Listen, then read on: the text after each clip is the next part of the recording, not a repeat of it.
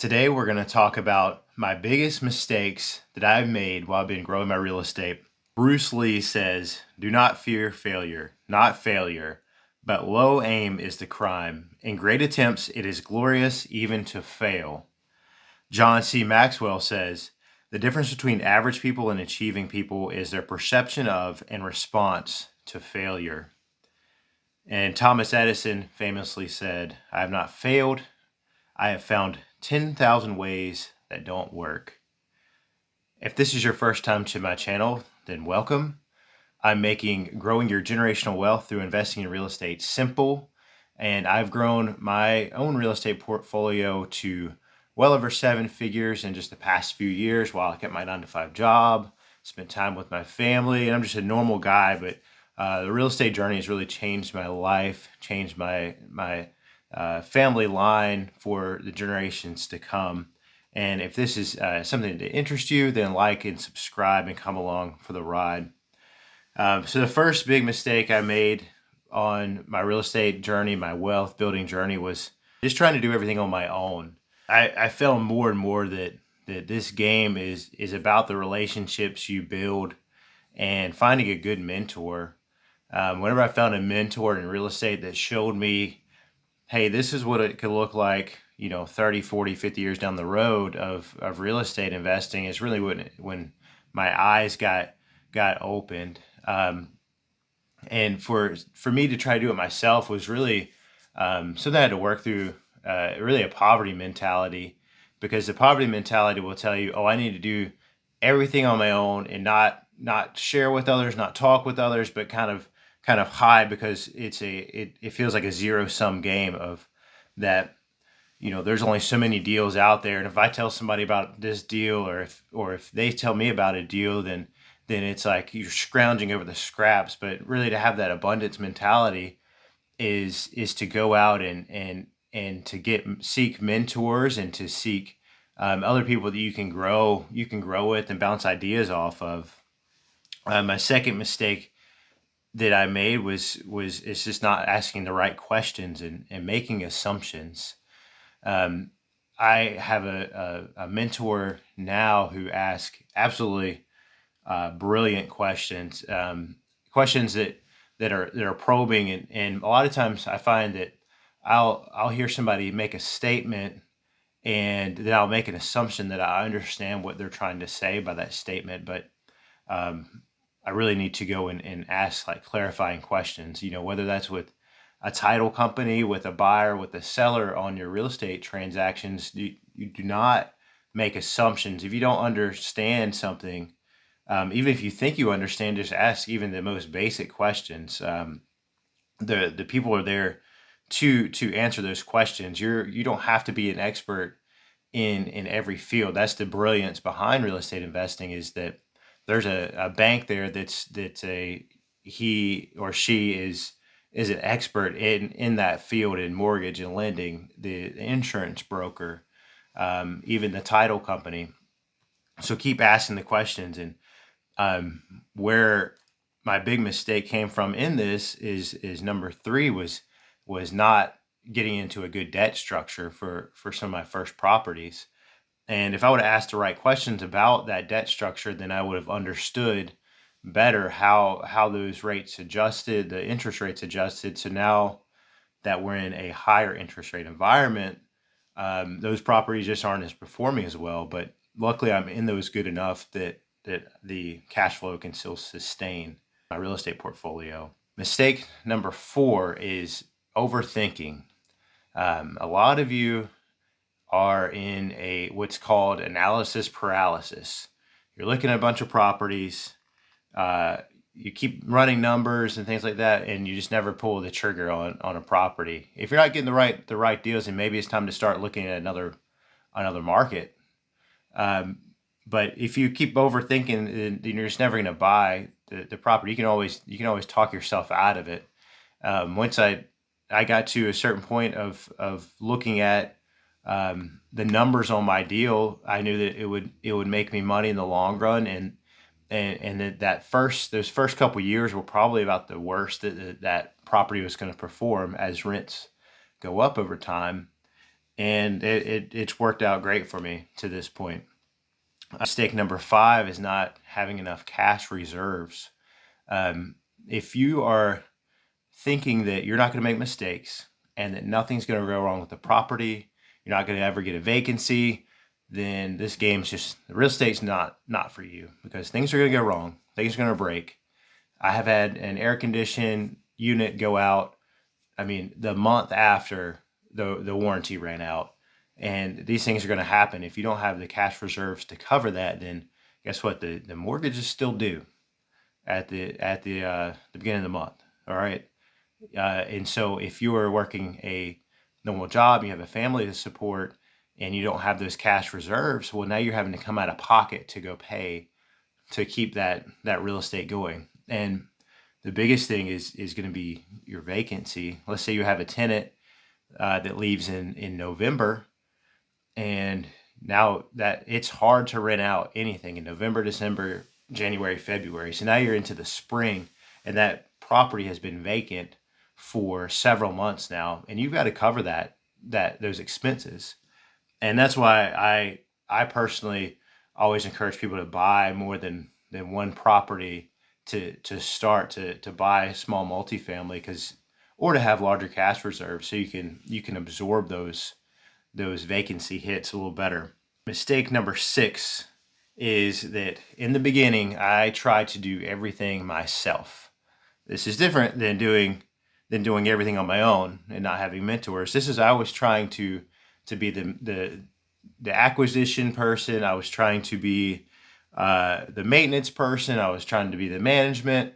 I was doing everything. I was lawn care. Whenever I had just that first property, it wasn't that big of a deal.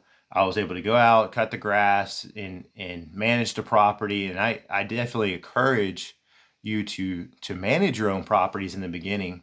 But once you get to a certain point, then there's only maybe 5 or 6 properties, so you're gonna be maxed out. And so in that, it kind of came down to pride for me. I felt like everybody's gonna rip me off, and I can do things better than they can. And the feeling of everybody trying to rip me off is honestly another poverty mentality I had to work through. But and then I could do everything better than anyone else. That was just pride on my part. I'm not a painter. I can paint really well, but I don't paint every day. I should have been more focused on my W-2 job and doing well at that. But I did learn a lot in that process as being my own manager. I think you definitely should start off as a manager, but then hire out those other things. Like, you should not be, I was cutting the grass of 4 properties with a push mower, and that was just not smart. But whenever you do the management, you'll know later on, okay, when I'm managing a manager, I have a better idea of how much things cost in my area, how much is the electricity and water when I have to turn over a property, how much the maintenance cost be. You have a better understanding of the inner workings of your property. But here's my story of how I fired myself as a property manager. I was, working my normal day job. I ended up having like 3 vacancies in a row. I knew about one of those, and I had started to go and turn that property over. Then another person just up and left in the middle of the night and didn't tell me. And then the third one, I basically had to go and I didn't have to evict them, but they had brought a dog in. They were smoking weed, and it was just not a good deal. So we just agreed to mutually part ways on that one. So that actually worked out really well to not have to evict this person. But I was left with 3 vacancies all at one time, and I was trying to turn them all over by myself all at one time. So one of the properties, I had a person who was going to come in, sign a lease the next day, but I still had to go do some painting. And I should have just done touch-up paint, but I was like, oh, I'm going to paint the whole unit. And I was up until about 3 a.m. painting this property. I went and I stepped in paint with my shoe. So I ruined my shoes. And then I'm walking around barefoot for the entire rest of the night trying to paint this property. I didn't even finish. I was like so tired. I was trying to like paint and almost falling down off the step ladder. But at that moment, I kind of leaned into that lesson. Like I was like, I want to really learn this lesson that okay, I need to hire some people to help me, some painters to help me, some management company if I'm going to move forward and scale. And then the worst part is that the people that said they were going to come and sign a lease the next day, they they skipped out on me and they signed a lease somewhere else that next day. And I had to go to work that next day at 8 in the morning. And then I did hire a painter, and they only charged me like $200 or $300 to go and touch up paint two of the properties. And I was like, why, why did I do that? um, but so that brings me to my next mistake, number 7, waiting to start.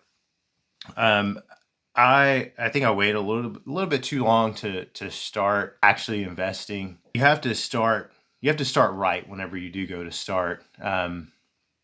You can wait for the right opportunity, but don't just keep waiting and waiting. Don't wait for a crash to occur, because if you're going to be waiting on a market crash, you're gonna miss it. You're gonna miss the timing. 9 times out of 10. The old adage that time in the market beats timing the market, I think is very true. And what you can do is called dollar cost averaging. So as the market kind of ebbs and flows, you buy up and kind of buy down.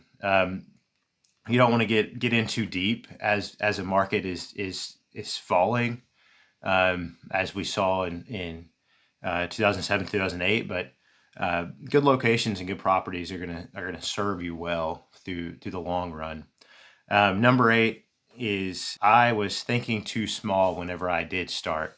When I was looking, at first, I was looking at properties that I could afford with the little bit of savings I had, which was like $10,000 or $15,000, and I was looking at properties that were $50,000, $70,000 properties. And so you can imagine the type of properties those were, the type of neighborhoods that I was looking at. And the thing is that those properties, the maintenance and the vacancy, and the way that the tenants would have treated the property would have just I would have hated real estate if I did that. I was really thinking like an employee and not an investor.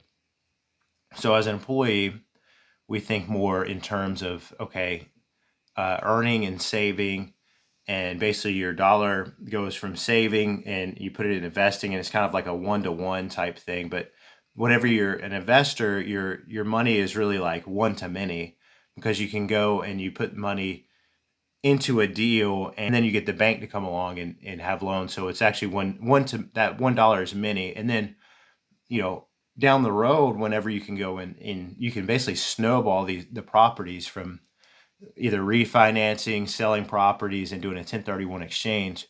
So in the long run, it's wild once you start getting involved in real estate and buying assets. The asset value, you can either force through appreciation or just natural rent raises and things like that. You're able to use that money and to go roll it into either another property, or you can sell it and do 1031 exchange or anything like that. And it starts to multiply very fast, and it's kind of hard to wrap your mind around that as somebody who's been an employee your whole life, because you're trained to go and say I work X amount of hours for X amount of dollars. But with real estate, it's just you work 1 hour for a you know could be $100,000 profit on a property in the long run. So your time for money transaction is you're not trading your time for money like you do in a W-2 job. Once you go to invest, that and you get tax benefits from that, you get time benefits from that.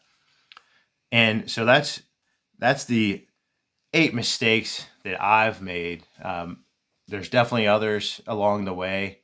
you will make mistakes if you're going to go start this real estate investing journey, but that's okay because you don't. I don't think any of us, if you played sports, if you've done anything this been worthwhile or this difficult, real estate investing is difficult, but it can be simple, but it is difficult. You're gonna make mistakes. If you go start playing basketball, you're gonna make mistakes while you're practicing basketball. You're gonna make mistakes in the game. It's just part of life. It's just part of doing something new. So you can't expect a lot to make mistakes. And whenever those mistakes and failures do come, then you go bounce back. Sometimes you just got to go and cut your losses on a property and sell it and go do something a little different and learn from those mistakes and move forward. Don't just keep making the same ones over and over. And I think you can be successful in this business, and don't be afraid to start. Don't be afraid to start simple, small, slow, incremental wealth building.